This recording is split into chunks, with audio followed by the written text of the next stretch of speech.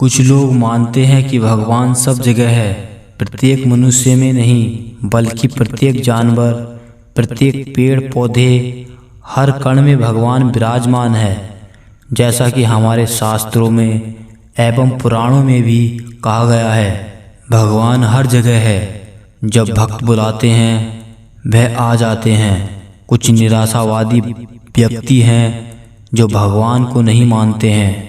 वह हमेशा बोलते हैं भगवान दुनिया में है ही नहीं, भगवान है तो उसे बुलाओ।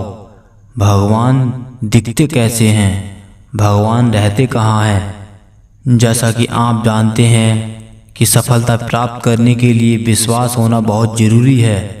बिना विश्वास के कोई भी सफलता प्राप्त नहीं की जा सकती है। महाभारत के युद्ध में अर्जुन को विश्वास था कि मेरे साथ भगवान श्री कृष्ण हैं, इसलिए मैं हार नहीं सकता हूँ, और वह जीत गया। एक विश्वास के बल पर ही आप बड़े से बड़े लक्ष्य प्राप्त कर सकते हैं। जैसा कि आप जानते हैं, जिन्हें विश्वास है उसे दुनिया के सभी सुख प्राप्त होते हैं। जो भगवान को मानता है उसमें विश्वास रूपी शक्ति होती है। भगवान सब जगह है। एक सच्ची घटना बताता हूँ जिसमें भगवान प्रकट हुए थे। टीवी सीरियल में आप देखते होंगे कि प्रहलाद के पिता हिरण्यकश्यप को मारने के लिए भगवान प्रकट हुए थे। ठीक इसी प्रकार विष्णु जी ने कई बार अवतार लिए और दुष्टों का नाश किया। रामायण, महाभारत इत्यादि कहानी हम पढ़ते भी हैं और सीरियल देखते हैं। यह घटना कई युगों पहले की बात है। मैं कुछ समय पहले की एक घटना बता रहा हूँ जो आपको अचंभित कर देगी, आपको सोचने पर विवश कर देगी। वास्तव में भगवान है। एक गांव में एक बहुत ही साधारण व्यक्ति रहता था। उसे भगवान पर अटूट विश्वास था। जब कोई व्यक्ति उसके हालचाल पूछता, वह बोलते हैं ठाकुर जी जाने। उस गांव में एक ठाकुर जी का मंदिर था। उन्हें उन पर पूरा विश्वास था। उन व्यक्ति के 2 पुत्र और एक पुत्री थी। जब पुत्री की शादी की तो उस साधारण व्यक्ति ने एक साहूकार से कुछ कर्ज लिया। कुछ समय बाद दोनों पुत्र ने पिता को बोला, यह लो पैसे और साहूकार को देकर कर्ज से मुक्त हो जाओ। उस व्यक्ति ने जाकर साहूकार से कहा, यह लीजिए साहूकार जी, आपका मूलधन और ब्याज, और मुझे अपने कर्ज से मुक्त कर दीजिए। साहूकार ने एक पेज पर लिख दिया कि आपका पूरा कर्ज ब्याज सहित प्राप्त हुआ, आप कर्ज से मुक्त हैं। साहूकार ने उस व्यक्ति से पूछा, इस पर क्या लिखा हुआ है? उस व्यक्ति ने कहा, मैं तो अनपढ़ हूँ, जो लिखा है वह ठाकुर जी जाने। साहूकार समझ गया कि व्यक्ति बहुत सीधा है। उनके मन में लोभ आ गया। साहूकार ने उस व्यक्ति को कहा, अंदर जाकर एक गिलास पानी लेकर आओ। इसी बीच में साहूकार ने उस पर्ची को हटाकर एक पर्ची लिख दी कि अभी मेरा कर्जा बाकी है। अंदर से व्यक्ति आया और पर्ची लेकर चला गया। कुछ दिन बाद साहूकार पैसे मांगने पहुंच गया। उस व्यक्ति ने कहा कि यह बात गलत है, मैंने आपको पैसे दे दिए हैं। मामला कोर्ट में चला गया। कोर्ट में व्यक्ति को बुलाया गया। व्यक्ति जोर जोर से रोने लगा और बोला कि ठाकुर जी जानते हैं कि मैंने उसको पैसे दे दिए। जज साहब ने पूछा, कोई गवाह है जिसने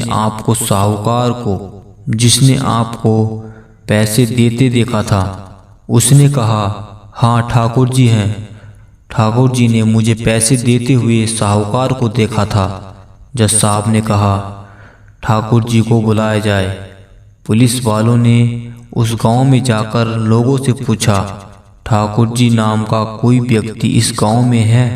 उसे कल कोर्ट में आना पड़ेगा। गांव वालों ने कहा, ठाकुर जी नाम का कोई भी व्यक्ति इस गांव में नहीं है।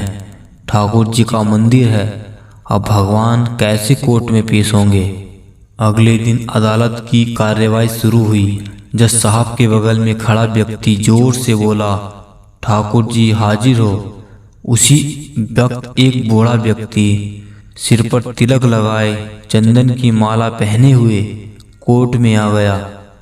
उस व्यक्ति ने कटघरे में खड़ा होकर बोला, सर मैं ठाकुर जी हूँ, बताइए क्या बात है। जज साहब ने ठाकुर जी से पूछा, क्या आप इस व्यक्ति को, साहूकार को पैसे देते हुए देखा था?